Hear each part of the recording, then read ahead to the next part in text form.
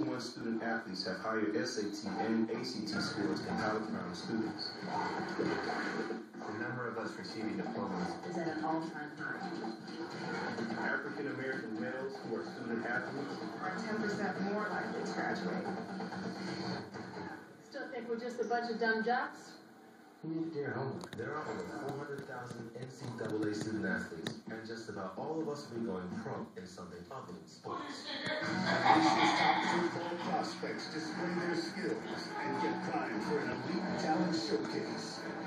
The 2013 Under Armour High School All-America Game Practice, today and tomorrow on ESPNU.